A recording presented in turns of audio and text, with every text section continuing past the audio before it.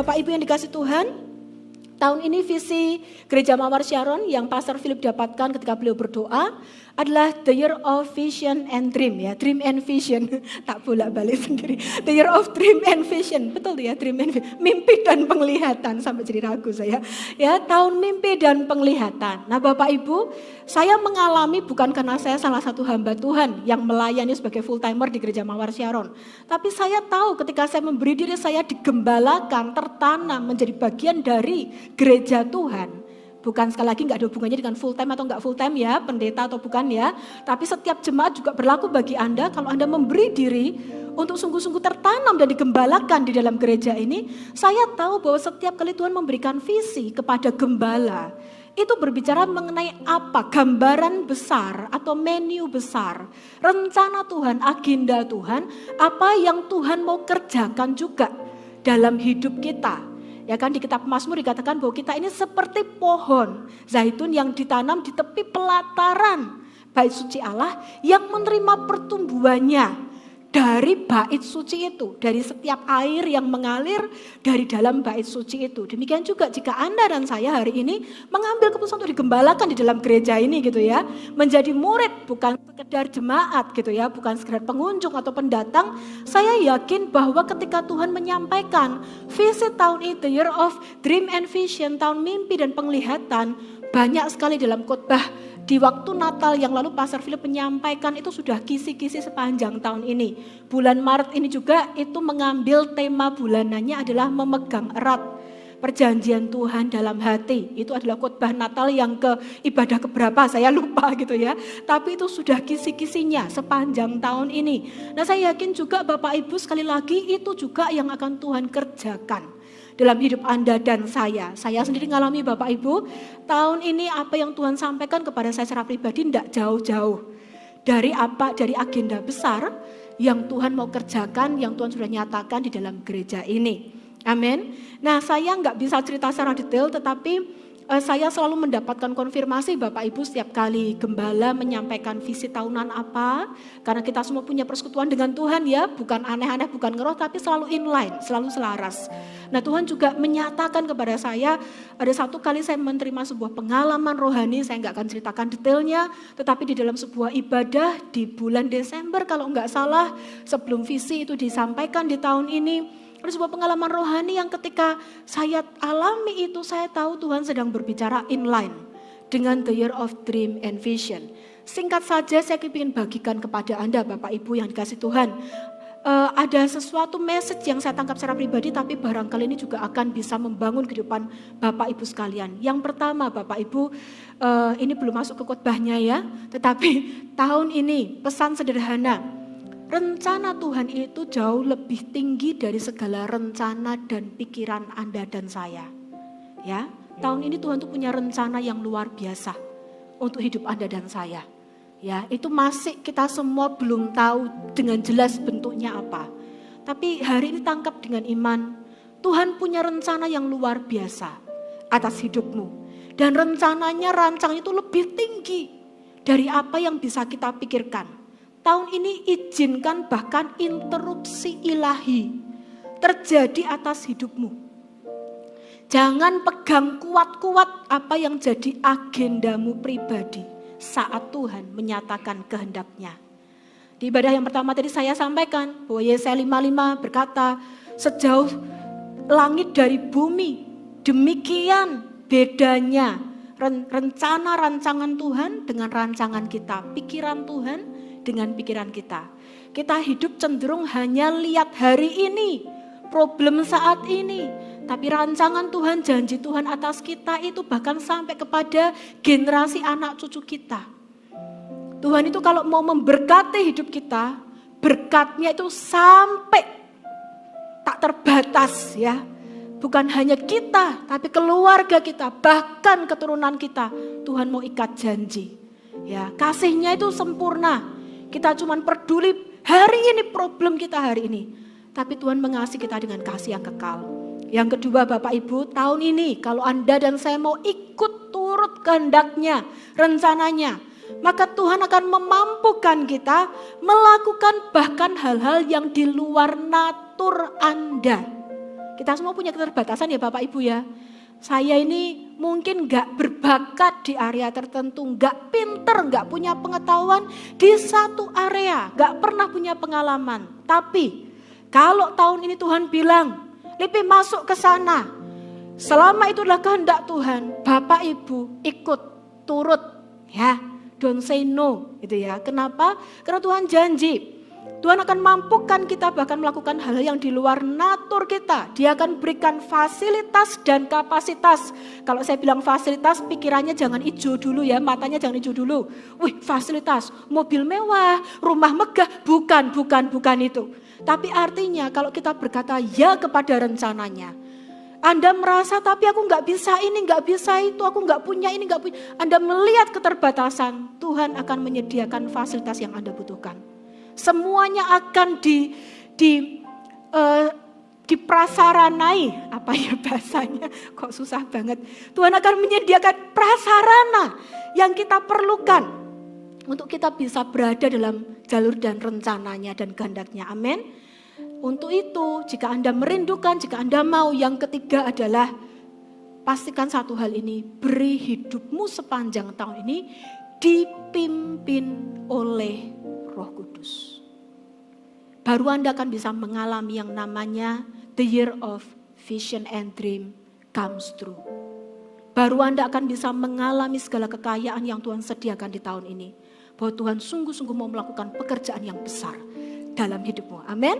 Jadi ibadah yang kedua siang ini saya mau berikan judul hidup dipimpin oleh Roh.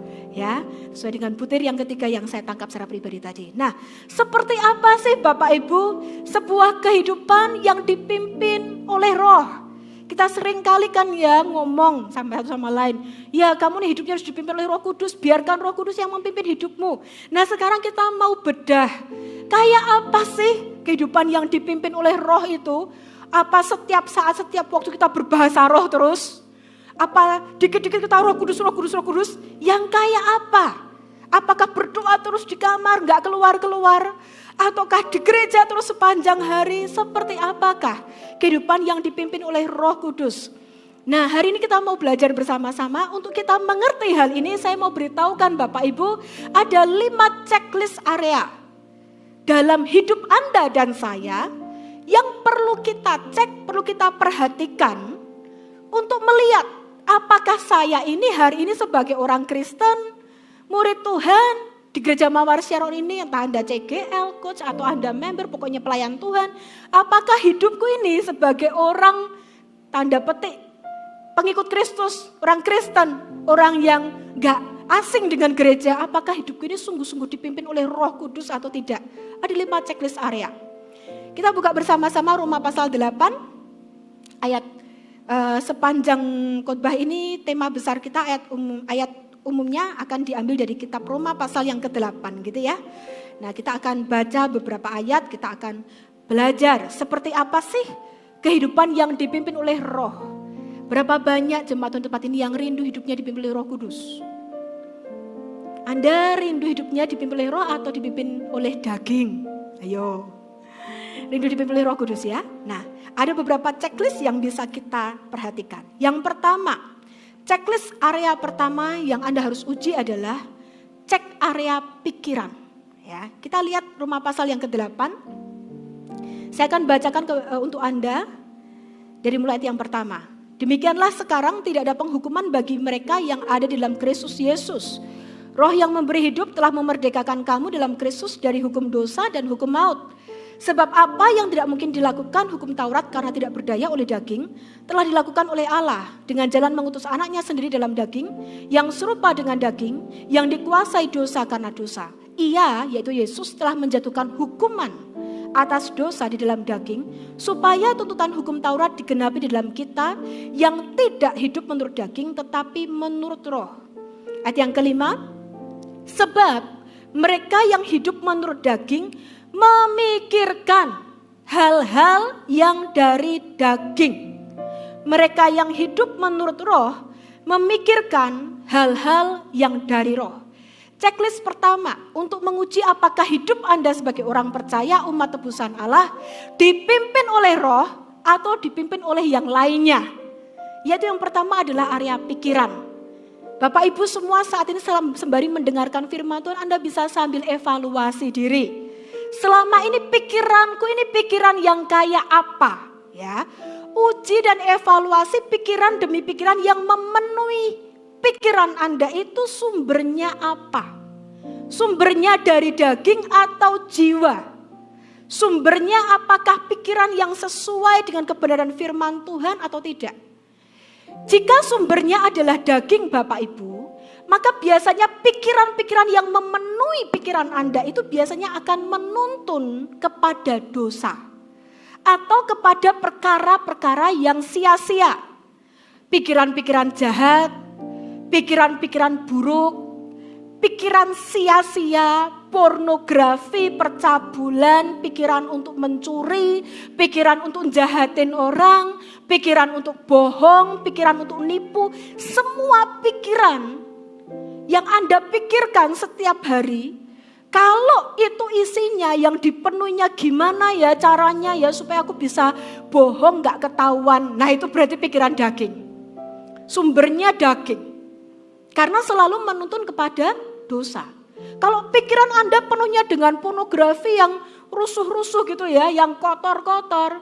Maaf Bapak Ibu Saudara, Anda perlu hari ini terbuka dan mengakui. Berarti Anda ini pikirannya masih dikuasai oleh daging. Filipi pasal 4 ayat yang ke-8 berkata, sebab itu pikirkanlah semua yang benar, semua yang adil, semua yang suci. Salah ya, dan suci. Semua yang manis dan sedap didengar, semua kebajikan dan patut dipuji. Pikirkanlah semua itu, ya kan? Nah, kalau pikiran Anda itu adalah pikiran yang dipenuhi sumbernya dari firman Tuhan, itu berarti area checklist, area pikiran Anda dipimpin oleh Roh. Oke? Penuhilah pikiran Anda dengan firman Tuhan dan hal-hal yang bersumber dari kebenarannya. Makanya ya Bapak Ibu Saudara ya, menurut tradisi Yahudi ini, zaman dulu di Israel kuno itu, ya ini plus minus lah ya, sistem pendidikannya sekarang sama dulu baik mana gitu ya. Zaman dulu tuh luar biasa, kalau di zaman Israel kuno itu, Amsal, kitab Amsal Bapak Ibu, itu dijadikan kurikulum pengajaran orang muda Ibrani. Jadi itu kayak kalau zaman kita itu PPKN gitu loh ya, kayak PPKN atau PMP, mungkin ada yang lebih orde lama lagi namanya PMP. Itu tuh ngajar kitab Amsal. Dan itu semua anak muda itu tuh dididik dalam penguasaan kitab Amsal. Karena Amsal adalah hikmat untuk sehari-hari. Lalu semua pegawai negeri itu penatarannya tuh kalau dulu harus hafal mungkin ya kayak butir-butir Pancasila atau undang-undang kan, ini harus hafal dan harus ibaratnya itu kalau bahasa ini ya direndam dengan materi-materinya kitab Amsal. Kenapa? Karena mereka percaya bahwa yang terutama hikmat itu mendahului segala macam kepandaian. Yang paling utama itu akhlak moral, nilai moralnya seseorang itu yang paling penting. Nah, Bapak Ibu, dengan merenungkan firman Tuhan, maka firman Tuhan itu akan memenuhi pikiran kita. Makanya tahun ini juga Gereja Mawar Sharon memulai I Love My Bible, mengajak semua jemaat untuk ikut, untuk mulai ayo baca Alkitab dengan rutin. Karena apa yang Anda baca, yang Anda renungkan nanti ya, tanda petik seolah seperti alam bawah sadar Anda, keluarnya akan itu. Jadi rendamlah diri Anda, pikiran Anda dengan kebenaran firman Tuhan. Jangan merendam pikiran Anda dengan berita infotainment, gosip, yang boten-boten, jangan yang seperti itu, nanti keluarnya juga yang boten-boten Bapak Ibu ya. Jadi pastikan bahwa pikiran Anda ini dikuasai, dipimpin oleh Roh Kudus. Sumbernya adalah dari kebenaran firman Tuhan. Itu kalau pikiran dari daging. Kalau pikiran dari jiwa kayak apa Bapak Ibu? Kalau yang kuasai pikiran Anda jiwa apa? Bentuknya yang memenuhi pikiran Anda setiap hari itu adalah kekhawatiran hidup. Ayo, mungkin daging enggak ya? Di sini bilang, enggak, aku sudah enggak pornografi kok. Wah itu level yang masih kanak-kanak. Nah yang ini gimana? Ada juga mungkin kita sehari-hari pikiran kita ini dipenuhinya dengan apa? Kalau dari jiwa ini salah satu kuncinya. Pikiran dari jiwa selalu menyeret kita fokus pada diri sendiri dan kekhawatiran hidup. Anda sangat peduli dengan apa yang orang lain pikirkan tentang Anda. Anda sangat peduli dengan diri Anda. Ya, itu berarti pikiran dari jiwa yang memimpin Anda, perasaan Anda. Itu berarti jiwamu yang memimpin pikiranmu, bukan roh. Atau kekhawatiran-kekhawatiran hidup. Ketemu orang, khawatir orang itu nanti nilai apa. Ada orang yang dipenuhi dengan kekhawatiran, khawatir anaknya, khawatir rumahnya, khawatir kesehatannya, khawatir keuangannya, semua dikhawatiri. Sampai akhirnya jadi stres. Jadi tertekan, apalagi di situasi pandemi seperti ini. Kolose 3 ayat 1-4 berkata, sebab itu pikirkanlah perkara-perkara yang di atas. Pikirkan perkara-perkara kerajaan surga. Sebab hidupmu sudah tersembunyi di dalam Kristus. Amin. Lalu pikiran yang dipimpin oleh roh yang seperti apa? Orang yang pikirannya, checklist pertama area pikiran dipimpin oleh roh. Ia akan memikirkan perkara-perkara kerajaan surga. Ia setiap hari pikirannya akan dipenuhi dengan bagaimana aku bisa senangkan Tuhan dengan hidupku. Bagaimana aku bisa memuliakan Dia dengan pekerjaanku, dengan pergaulanku, dengan hari ini Tuhan, ya apa caranya aku bisa senangkan hatimu. Beritahu aku apa yang menjadi kehendak-Mu. Tunjukkan kepadaku Tuhan jalan-jalan-Mu. Itu orang yang pikirannya dipimpin oleh roh. Selalu kepikirannya adalah gimana ya hari ini. Tuhan mau kasih perintah apa ya? Gimana aku bisa jalan taat dalam kehendak-Nya ya? Apa yang Tuhan mau untuk aku lakukan ya untuk sesamaku? How can I be a blessing today? Itu orang yang hidupnya dipimpin oleh roh. Anda tetap kerja, Anda tetap normal gitu loh, bukan di kamar doa terus. Tetap beraktivitas, tapi pikirannya dipimpin oleh Roh Kudus. Amin. Checklist pertama adalah pikiran. Yang kedua, checklist kedua Bapak Ibu ya, mari semuanya cek ya. Adalah area keinginan. Lihat ayat yang ke-6 sampai yang ke-7, kitab Roma pasal yang ke-8 tadi. Karena keinginan daging adalah maut, tetapi keinginan roh adalah hidup dan damai sejahtera. Sebab keinginan daging adalah perseteruan terhadap Allah, karena ia tidak takluk kepada hukum Allah. Hal ini memang tidak mungkin baginya. Mereka yang hidup dalam daging tidak mungkin berkenan kepada Allah. Yang kedua adalah area keinginan. Bapak Ibu, ujilah setiap keinginan yang muncul dalam dirimu. Manusia tentu wajar punya keinginan. Saya juga punya keinginan kok. Dan ada keinginan-keinginan yang mungkin tidak terlihat sebagai dosa. Tapi perhatikan dan awas-awaslah jika keinginan itu bukan dosa loh ya. Kita sekarang ngomong levelnya dinaik dikit. Bukan lagi keinginan yang dosa. Mungkin bukan keinginan dosa, tapi awas-awaslah jika keinginan itu terutama begitu mempengaruhi, begitu menguasai, begitu memimpin bahkan menggerakkan hidupmu. Cek, ini keinginan sumbernya apa? Daging, jiwa, atau roh?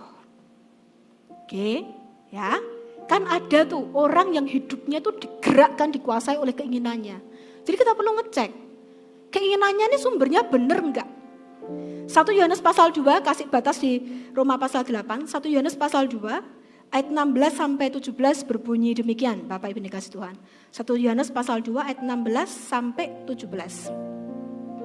Sebab semua yang ada di dalam dunia, yaitu keinginan daging dan keinginan mata, serta keangkuhan hidup, bukanlah berasal dari Bapa, melainkan dari dunia. Dan dunia ini sedang lenyap dengan segala keinginannya. Tetapi orang yang melakukan kehendak Allah tetap hidup selama-lamanya. Ada orang sangat ingin satu barang, katakanlah handphone gitu ya, iPhone yang terbaru. Saya sudah tidak ngerti tipe apa yang terbaru, sudah tidak ngikuti gitu ya. Handphone saya juga bukan iPhone. Wah, sangat kepengen iPhone yang terbaru. Saking pengennya sampai mencuri.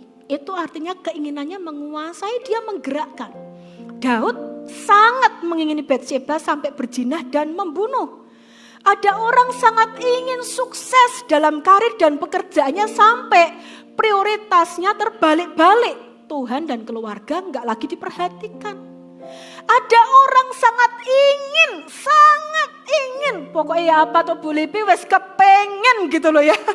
Sangat ingin mengejar kenyamanan hidup, ingin barang-barang tertentu, merek tertentu, inginnya liburan mesti ke Jepang gitu ya.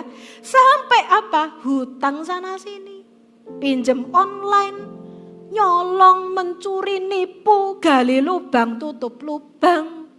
Ini adalah tanda-tanda contoh-contoh orang yang dikuasai, dipimpin oleh keinginannya dan keinginannya celakanya. Bukan keinginan yang bersifat roh. Hati-hati Bapak Ibu, punya keinginan boleh enggak, wajar enggak, boleh, namanya manusia kok. Tapi awas-awaslah, evaluasilah, cek. Ini keinginanmu nih sumbernya apa? Hati-hati terutama dengan keinginan yang sampai menguasai dan memimpin hidupmu. Jika keinginan Anda dan saya ini adalah melihat keluargamu diselamatkan, dipulihkan, dan keinginanmu itu menggerakkanmu untuk berdoa buat keselamatan mereka, menginjil, melayani mereka, itu adalah keinginan yang dipimpin oleh roh. Jarang ya kita digerakkan sama roh itu sampai kayak gitu. Tapi yang lebih sering apa? Digerakkan oleh keinginan daging dan jiwa kita. Halo? Sudah berapa lama Anda jadi orang Kristen? Yakinkah hidup Anda dipimpin oleh Roh Kudus? Atau hidup Anda masih dipimpin Kristen kedagingan? Nah, kita nggak mau begitu. Amin. Tahun ini tadi apa? Pastikan hidupmu dipimpin oleh Roh Kudus, sebab Tuhan menyediakan perkara-perkara besar bagi kamu. Mimpi dan penglihatan. Itu bukan mimpi liburan ke Jepang. Ya boleh. Untuk misi ya, enggak. Tapi Anda harus tahu perkara-perkara surgawi Tuhan sediakan bagi Anda dan saya. Amin.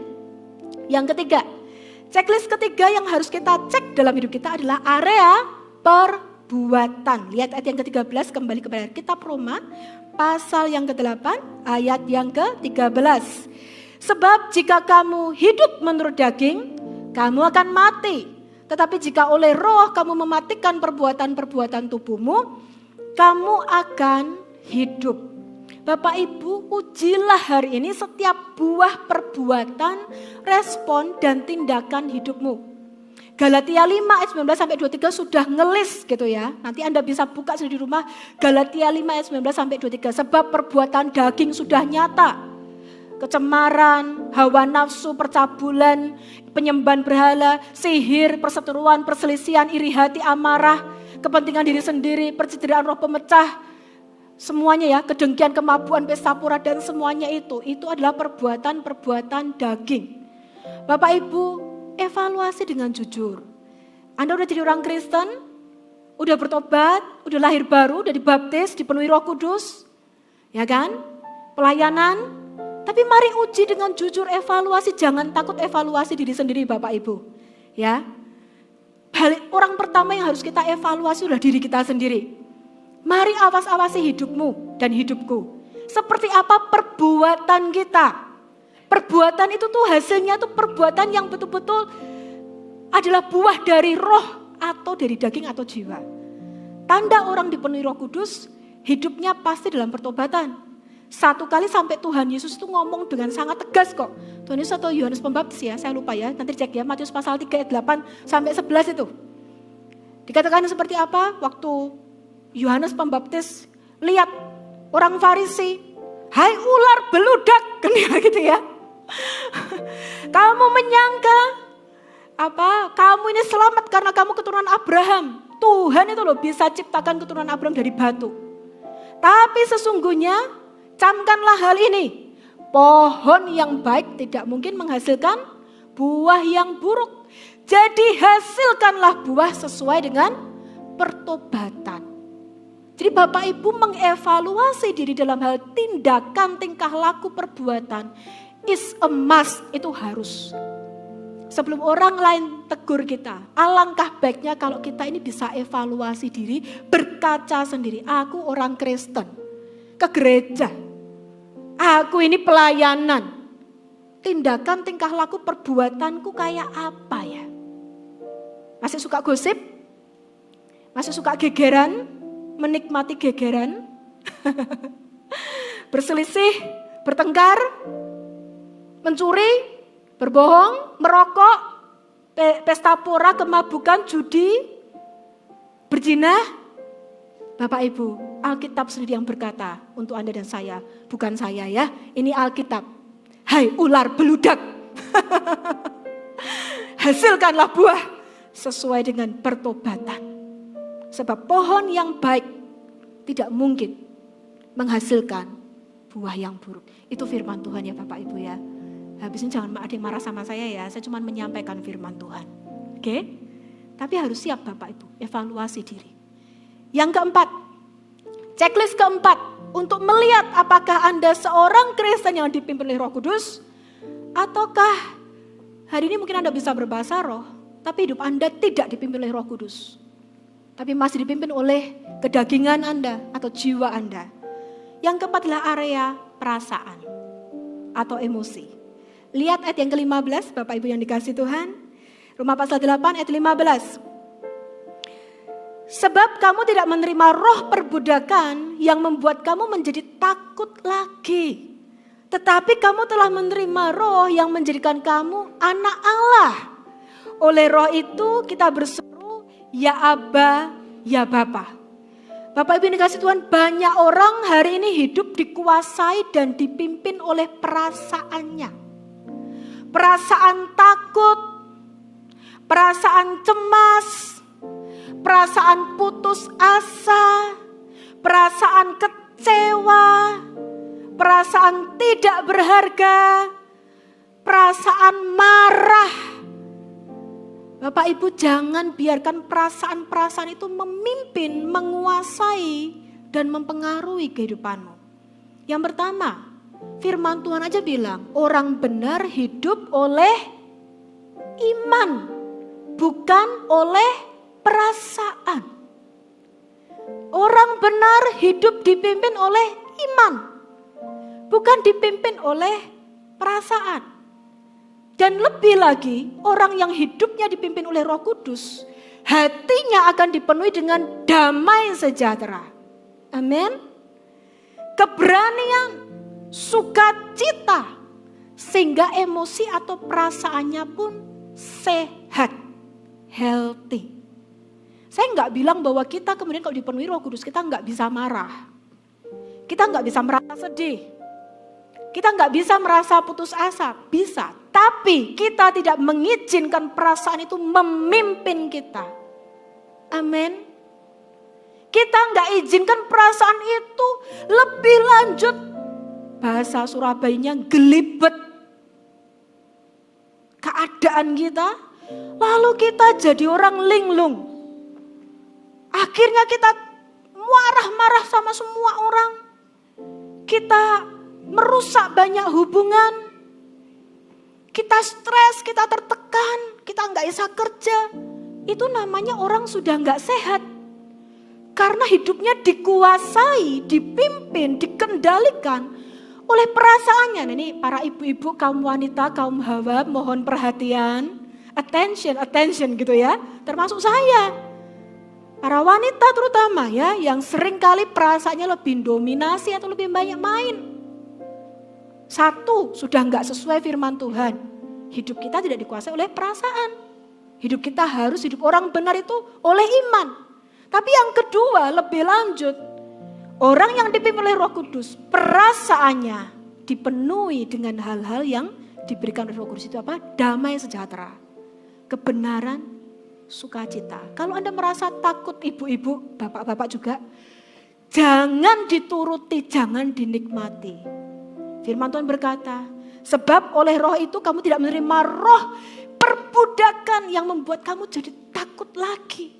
Tapi kamu sudah menerima roh yang menjadikan kamu anak Allah.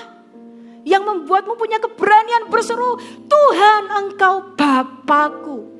Jika Allah ada di pihakku, siapakah lawanku? Bersamamu aku mampu. Anda taklukkan dan kendalikan perasaan Anda. Amin. Checklist keempat ya, saling uji ya Bapak Ibu ya, saling evaluasi. Yang kelima, area kelima yang perlu kita cek, perlu evaluasi apakah hidup kita ini seorang yang dipimpin oleh Roh Kudus atau tidak, adalah area kesaksian batin. Lihat ayat yang ke-16 Bapak Ibu, roh itu bersaksi bersama-sama dengan roh kita bahwa kita adalah anak-anak Allah. Bapak Ibu perhatikan checklist yang kelima, yaitu perhatikan dan jaga kesaksian roh dalam batinmu. Ketika hati nuranimu atau batinmu menuduhmu tentang sesuatu, segera bereskan apa yang salah di hadapan Tuhan. Kalau itu teguran dan peringatan dari Roh Kudus, itu saya kasih tahu Bapak Ibu, selalu jelas isunya. Ya, kalau Roh Kudus yang menuduh atau mengingatkan dalam batin, itu selalu jelas isunya dan selalu memberi solusi. Yaitu waktu dia ingatkan kita akan kesalahan kita, yang dia ingatkan itu jelas apa, lalu selalu dikasih solusi, yaitu membawa dan memimpin kita ke arah pertobatan. Tapi yang namanya intimidasi atau dakwaan itu selalu bermain di area perasaan. Selalu gak jelas. Kita cuma ngerasa aja kok gak enak ya. Jangan-jangan aku salah ini ya. Jangan-jangan aku salah itu ya. Jangan semua serba gak jelas. Isunya gak jelas. Dan selalu bermain di area perasaan. Dan juga tidak pernah membawa solusi atau memberi solusi ke arah pertobatan. Tapi selalu menjauhkan kita dari kasih karunia Allah. Kita ngerasa gak layak. Kita fokus sama diri sendiri. Aku ini memang ya. Aku selalu lakukan kesalahan itu. Aku ini memang ya gak bisa berubah. Aku ini udah kecewakan Tuhan. Aduh udah berapa kali. Aduh selalu tidak membawa kita punya keberanian untuk mendekat. Tapi selalu menjauhkan kita dari kasih karunia Allah. Itu yang namanya intimidasi atau dakwaan. Bapak Ibu harus pinter tahun ini. Jelas mampu bisa bedakan. Ya, area kelima apa? Jaga dan pelihara kesaksian batin. Kalau dijaga kesaksian batin dari Roh Kudus. Kalau dia tegur, segera bereskan. Oke. Kita lihat ya satu ayat ya, 1 Yohanes pasal 3 ayat 19 sampai 24. Kita buka sama-sama, tetap kasih batas Bapak Ibu di rumah pasal 8. Kita lihat ayat tambahannya 1 Yohanes 3 ayat 19 sampai 24. Firman Tuhan berbunyi demikian. Demikianlah kita ketahui bahwa kita berasal dari kebenaran. Demikianlah pula kita boleh menenangkan hati kita di hadapan Allah. Sebab jika kita dituduh olehnya, Allah memang lebih besar daripada hati kita serta segala sesuatu. Saudara-saudaraku yang kasih, jikalau hati kita tidak menuduh kita, maka kita punya keberanian percaya untuk mendekati Allah. Dan apa saja yang kita minta, kita memperolehnya daripadanya. Karena kita menuruti segala perintahnya dan berbuat apa yang berkenan kepadanya. Dan inilah perintahnya itu, supaya kita percaya akan nama Yesus Kristus anaknya. Dan supaya kita saling mengasihi sesuai dengan perintah yang diberikan Kristus kepada kita. Ayat ini berkata, Allah itu lebih besar dari hati kita. Kalau kita dituduh oleh hati kita, Roh Kudus sedang evaluasi kita. Dan evaluasi itu selalu apa? Jelas. Dan selalu dikasih solusi. Solusinya apa? Pertobatan. Jadi kalau orang ditegur oleh Roh Kudus, itu dia pasti tambah dekat. Tapi kalau orang terintimidasi atau menolak untuk mendengar Roh Kudus, dia tambah jauh. Amin. Ya, 5 checklist area Bapak Ibu bisa ulangi. untuk nguji hidup kita sehari-hari ya. Sepanjang tahun ini kita mau hidup dipimpin Roh Kudus. Amin. Area apa aja tadi Bapak Ibu? Yang pertama area pikiran. Yang kedua area apa? Keinginan. Yang ketiga area perbuatan. Yang keempat area apa? Perasaan. Yang kelima kesaksian batin. Nah sekarang kita lihat dulu ayat yang ke-14 Roma pasal 8. Ayat yang ke-14 firman Tuhan berbunyi demikian. Sebab semua orang yang dipimpin roh Allah adalah anak Allah. Pertanyaannya sekarang, ke arah mana Roh Kudus memimpin hidupmu? Kalau Roh Kudus yang pimpin hidupmu, ke arah mana Roh Kudus itu akan memimpin hidup Anda dan saya? Yang pertama Bapak Ibu, kalau itu Roh Kudus bukan jiwa, bukan daging, bukan diri Anda sendiri. Kalau itu Roh Kudus, yang pertama-tama hidupmu itu akan selalu dipimpin ke arah, catat baik-baik, pengharapan. Ini salah satu tandanya, buahnya.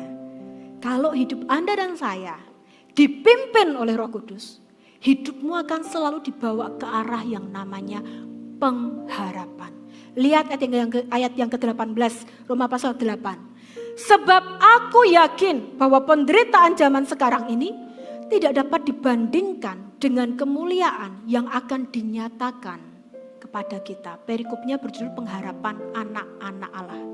Orang yang hidupnya dipimpin oleh Roh Allah akan memiliki yang namanya pengharapan, bukan keputusasaan. Jadi hari ini Bapak Ibu mari uji, Anda ini izinkan Roh Kudus yang pimpin atau bukan? Karena kalau hari ini Roh Kudus yang pimpin hidupmu, seperti apapun situasimu, keadaanmu, kesulitanmu, engkau akan terus menjadi orang yang punya pengharapan di dalam Tuhan. Amin. Kau tidak akan punya pikiran mau bunuh diri, mati aja. Itu semuanya adalah tanda-tanda orang yang tidak dipimpin oleh Roh Kudus dalam hidupnya. Amin. Tapi kalau Roh Kudus yang pimpin, sesulit apapun situasi keadaanmu, Dia pasti akan menerbitkan pengharapan dalam hatimu. Karena memang ke sana Roh Kudus itu selalu memimpin anak-anak Allah. Amin. Yang kedua, ke arah mana Roh Kudus memimpin hidup kita? Ayat 26 sampai 28. Ke arah kasih karunia. Kasih karunia Allah. Ayat 26 sampai 28 berbunyi demikian. Demikian juga Roh membantu kita dalam kelemahan kita. Sebab kita tidak tahu bagaimana sebenarnya harus berdoa. Tetapi Roh sendiri berdoa untuk kita kepada Allah dengan keluhan-keluhan yang tidak terucapkan. Dan Allah yang menyelidiki hati nurani mengetahui maksud Roh itu. Yaitu bahwa Ia sesuai dengan kehendak Allah berdoa untuk orang-orang kudus. Kita tahu sekarang bahwa Allah turut bekerja dalam segala sesuatu untuk mendatangkan kebaikan bagi mereka yang mengasihi Dia, yaitu bagi mereka yang terpanggil sesuai dengan rencana Allah. Bapak Ibu, kalau Roh Kudus yang memimpin hidupmu, maka engkau akan selalu dipimpin ke arah kasih karunia Allah. Apa artinya dipimpin ke arah kasih karunia Allah? Anda tidak akan dibawa terus fokus pada kelemahanmu. Tapi Anda akan dibawa untuk mengandalkan, melihat besarnya kasih Allah. Bagimu sukar, tapi bagi Allah tidak ada yang mustahil. Kamu penuh kelemahan, tapi Allah dengan kasih-Nya menutupi segala pelanggaranmu. Bahkan menjauhkan semua dosa dan kesalahanmu. Selalu dibawanya ke arah kasih karunia Allah. Orang yang tidak dipimpin oleh Roh Allah fokus pada diri sendiri, pada kelemahannya, kepada kesalahannya, pada kegagalannya.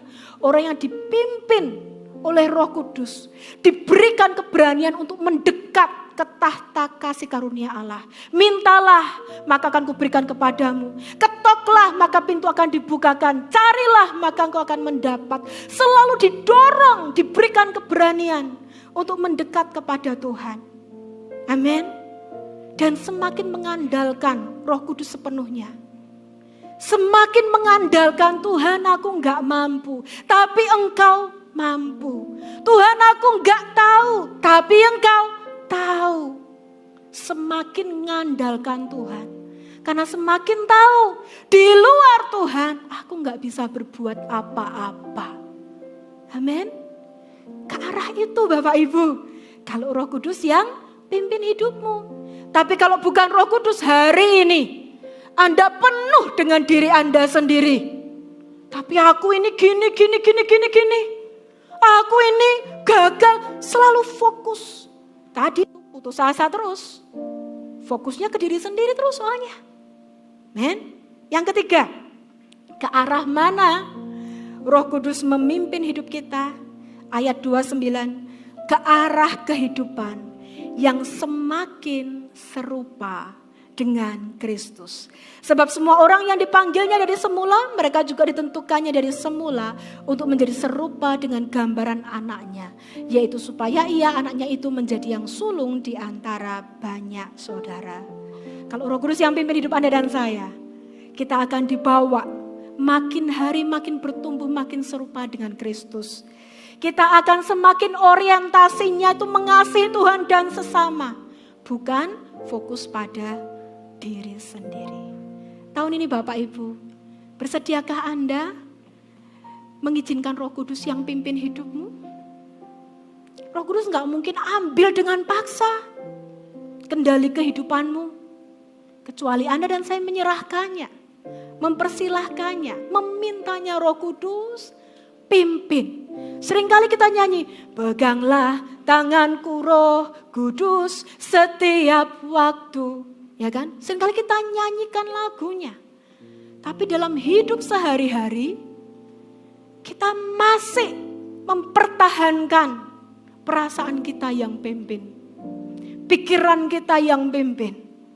Kehendak kita, keinginan kita yang pimpin. Ya. Semua pikiran kita, kemauan kita yang pimpin. Tapi tahun ini, mari kita belajar yuk. Setiap hari, minta Roh Kudus yang pimpin. Maka dia akan membawa Anda dan saya mengalami segala janji yang luar biasa yang Ia sediakan buat kita di tahun ini. Berapa banyak yang rindu yang mau Roh Kudus pimpin hidupnya.